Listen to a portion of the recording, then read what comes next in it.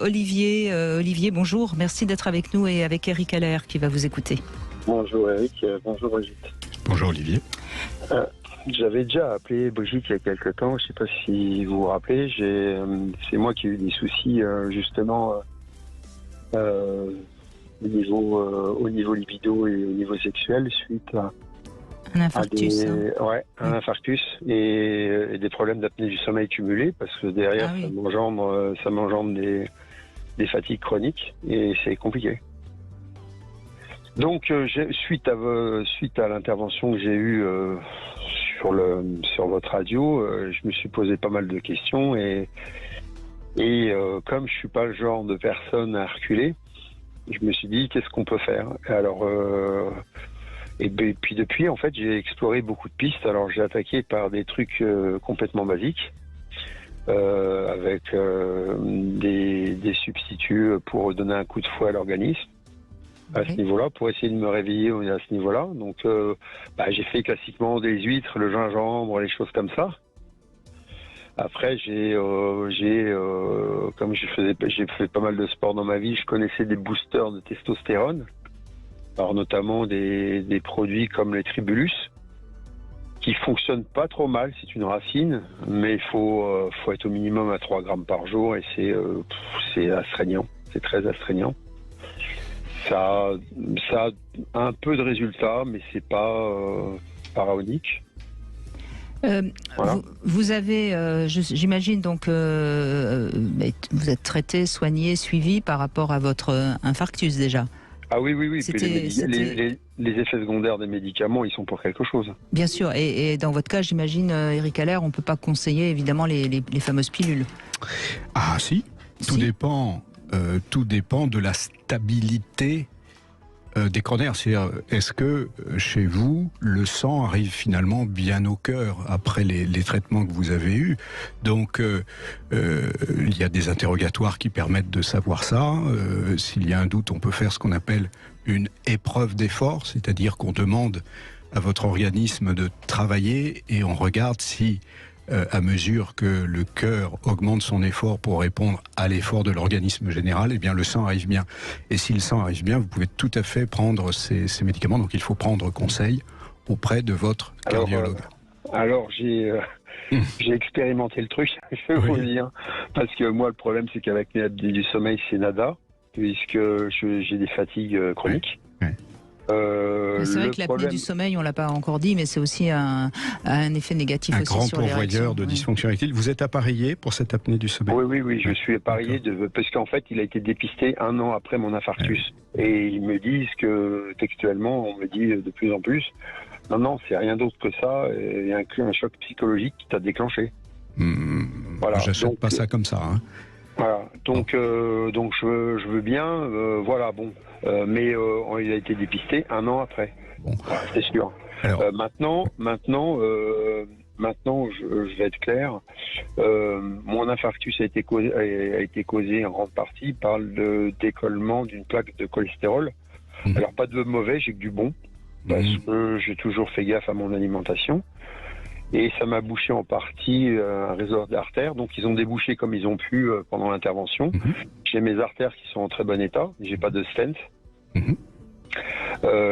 J'ai essayé de refaire un peu de sport. Du fait d'avoir ces fatigues chroniques, c'est très compliqué encore. Mais je suis quand même dans le mieux de jour en jour parce que mon apnée est traitée. Maintenant, c'est plutôt très lent. Et puis je me suis réessayé aux joutes amoureuses. Il a bien fallu. Et donc, étant donné que j'ai eu quand même une sexualité très sulfureuse, je m'y suis réessayé et j'arrive à pas trop mal gérer avec les petits comprimés bleus. Quand je sens que ça s'emballe un peu trop, je ralentis. Et même partenaire me connaissant un peu, on s'adapte. Et j'arrive à pas trop mal le faire. Mais aujourd'hui, cette partie-là de gélules me pose souci.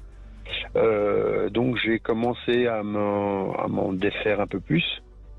Et j'ai basculé sur autre chose. C'est que là aujourd'hui, en fait concrètement, j'ai un copain qui m'a proposé, tu devrais essayer la testostérone en comprimé. Donc j'ai pris du Proviron, il y en avait une plaque. J'ai essayé et en fait ça m'a relancé correctement sans avoir les problèmes, je dirais cardiovasculaires, c'est-à-dire que je me sens mieux sans être sous pression. Je sais pas si vous voyez. Oui. Et là aujourd'hui, pour moi, je commence à revenir un peu mieux à la normale grâce à ça.